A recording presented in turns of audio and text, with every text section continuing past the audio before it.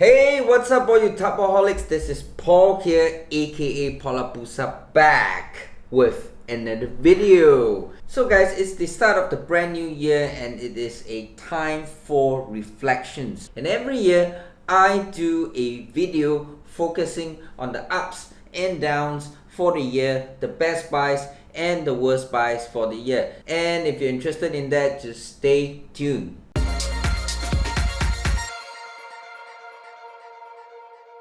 Firstly, let's cover the best buys of the years. Guys, if you follow the channel, you guys know that the highest viewed videos is the videos that were made in 2017, which is the one on the anti-theft backpack as well as the electric skateboard. And those two, no doubt, is the best buy for the year. So if you haven't caught those videos, please do check them out.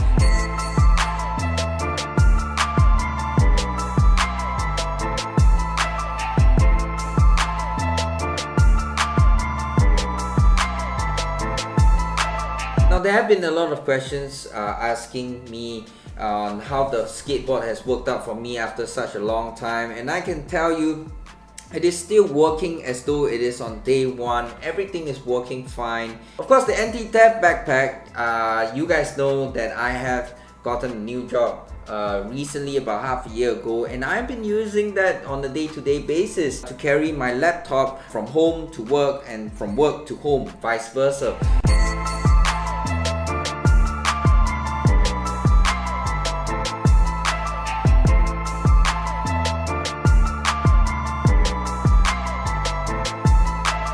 So those two are the best buys for the year. Now guys, there wasn't a lot of videos in 2017, so today I am not going to focus a lot on the worst buys for the years because there wasn't a lot of purchases to begin with. So instead of covering the worst buys of the year, I'm going to give you an update of the stuff that I bought. So we're going to showcase all this stuff that was broken and give you an update on the purchases that we've made so far. So first up, very disappointing, the Xiaomi soundbar that I bought, which is one of my favorite buys from Taobao. And now a small component of the soundbar have actually deteriorated over time and it's not working.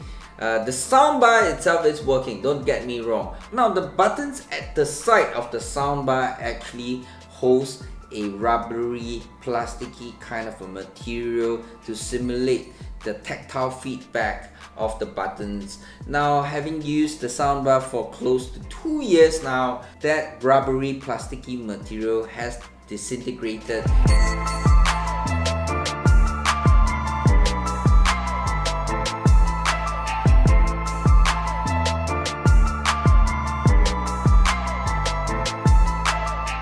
Now you don't get that tactile feedback on the buttons on the soundbar. So as such, I am not able to adjust the volume and the play pause of the soundbar itself. Now that's a small thing because I've already set it up. So the only thing is you cannot adjust the volume as you go along. Now the second purchase that have gone wrong is actually the kitchen sink tap. Over time, I think it broke down at about 1.5 years time. Now if you watch that video, there is a kitchen sink tap that allows you to control the flow of the water. You can have a single flow or you can have a spread flow of water. That requires a button switch. And that button is a bit spoiled right now, so I couldn't adjust the flow from a single to a spread out flow. In addition, the flow of the water has decreased significantly. The flow is really bad. There is not much pressure unless I press and hold onto the button on top.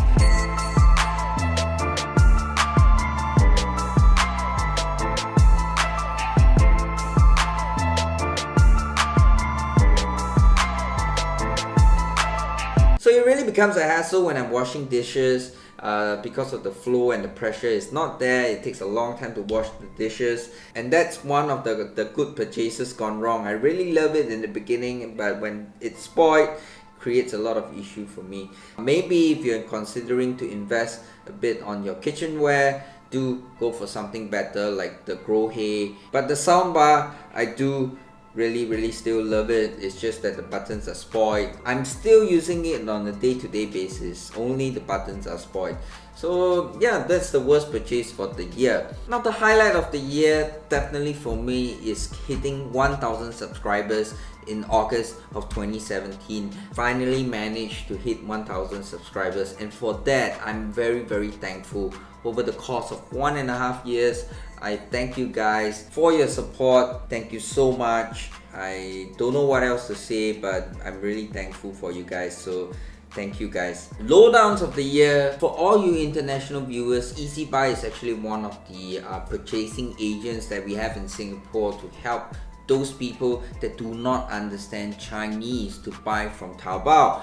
With purchasing agents, the sales of Taobao has increased significantly over the years. It really helps a lot of people who could not buy from Taobao, and I'm really sad that right now Taobao has banned them and they are not able to do the buy for me service anymore. End of the day, I view EasyBuy as a logistics service. It not only provides you with the logistics service but also helps you to make the purchase itself. It's just a value added service, and it helps a lot of the non-Chinese speaking people to buy from Taobao. I'm really sad that this has happened to them. I mean, after the EasyBuy warehouse address was banned from Taobao, I tried buying from Taobao directly, and right now having to deal with the logistics providers from Taobao like 4PX, which only converse in Mandarin, and you have to go to their links to talk to them in Mandarin. It just creates so much of an issues. For example, if you order 10 items and they didn't send 5, you go through a lot of hassle actually trying to ship them over. The logistics provider will require you to open up a new parcel, and for those that are familiar, the first kg is always the most expensive.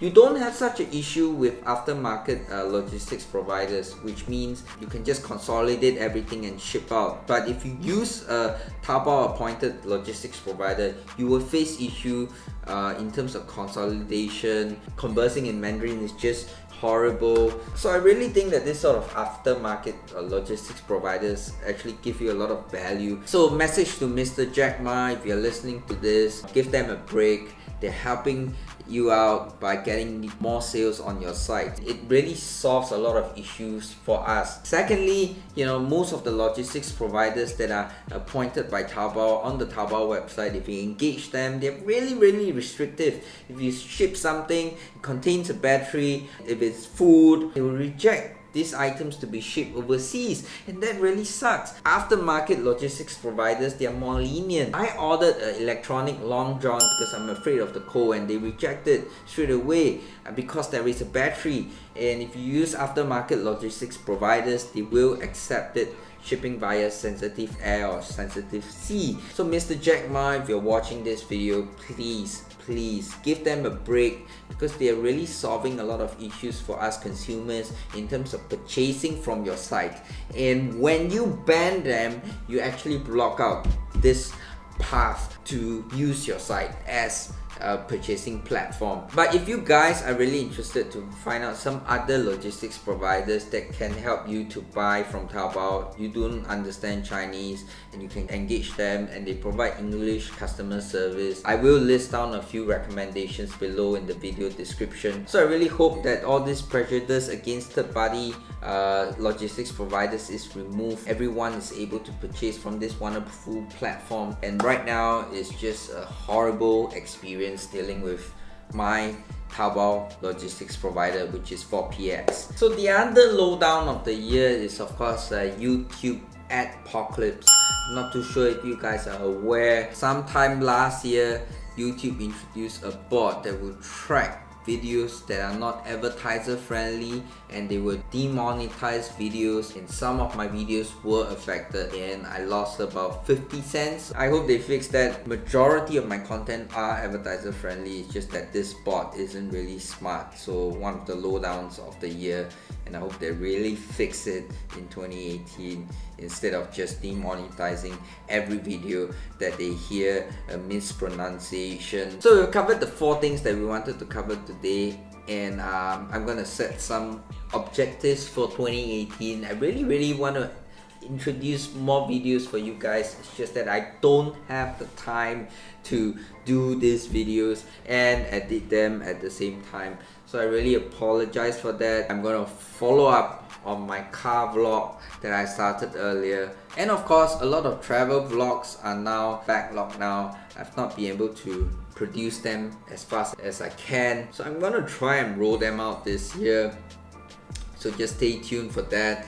And once again, I really thank you guys for your support. I'll see you in this year, 2018. Stay tuned for more videos. This is Paul here, signing off. I'll see you in the next one. Ciao.